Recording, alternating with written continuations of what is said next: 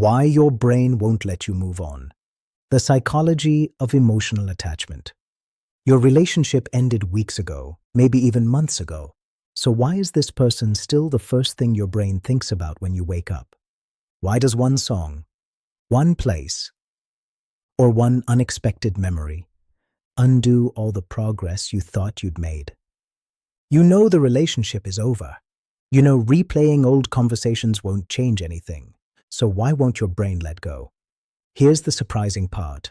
Psychologists have found that after losing someone who mattered, your brain isn't just trying to forget a person. It's trying to rebuild an entire reality it had already learned.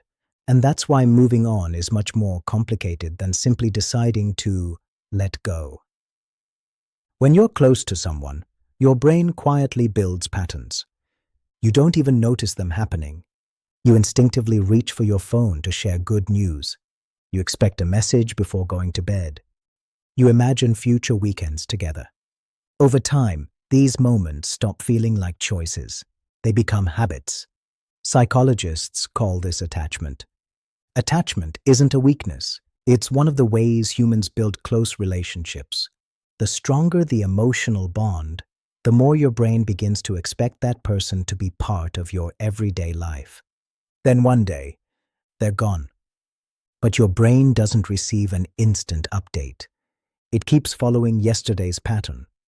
That's why you suddenly think about them while driving to work, or automatically reach for your phone to message them before remembering they're no longer part of your life. You're not going backwards. Your brain is adjusting to a reality it hasn't fully learned yet. But here's what makes moving on even harder. Your brain hates unanswered questions. Maybe the relationship ended suddenly. Maybe you never got the explanation you wanted. Maybe you're still wondering, what if I had done something differently? Did they ever really love me? Could things have worked out? Your brain treats uncertainty like an unfinished puzzle, so it keeps returning to the same memories, hoping to find an answer. Psychologists call this rumination.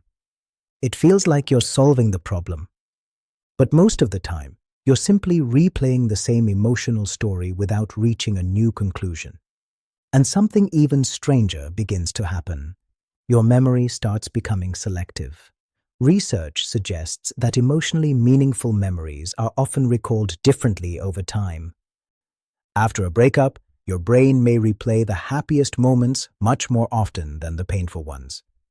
The laughter, the late-night conversations, the feeling of being understood.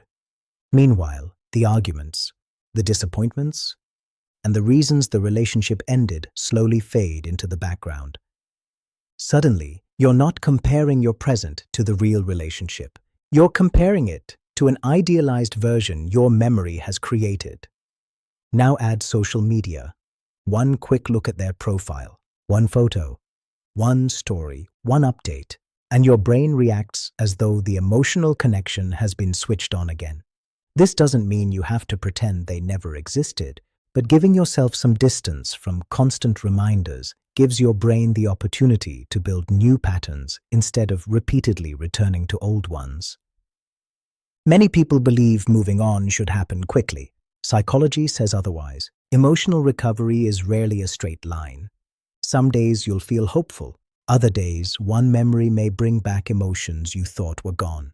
That doesn't mean you've failed. It means you're healing. Everyone recovers at a different pace. Strong attachment doesn't mean you're weak. It means someone became deeply important to you. So what actually helps? Instead of forcing yourself to stop feeling, allow your emotions to exist without judging them.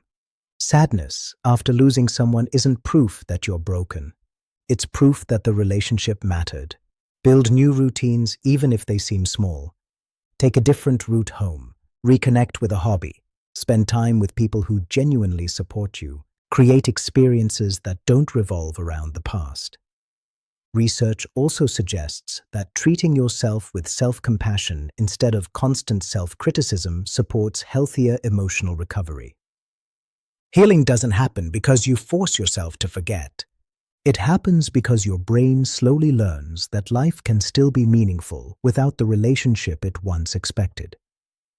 And if the pain remains intense for a long time or starts affecting your sleep, work, relationships, or daily life, talking to a qualified mental health professional can be an important step. Persistent emotional distress can sometimes occur alongside depression, anxiety, or prolonged grief. But struggling to move on doesn't automatically mean you have a mental health condition. Remember this. Moving on isn't about erasing someone from your memory. It's about teaching your brain that the story can continue even after one chapter has ended. So before you leave, ask yourself one question. Are you missing the person? Or are you grieving the future you imagined with them? Sometimes the answer to that one question is where healing truly begins. If you enjoy understanding how the human mind works, subscribe to PsychologyClicks, because every week we explore the science behind thoughts, emotions, relationships, and human behavior. The better you understand your mind, the better you understand yourself.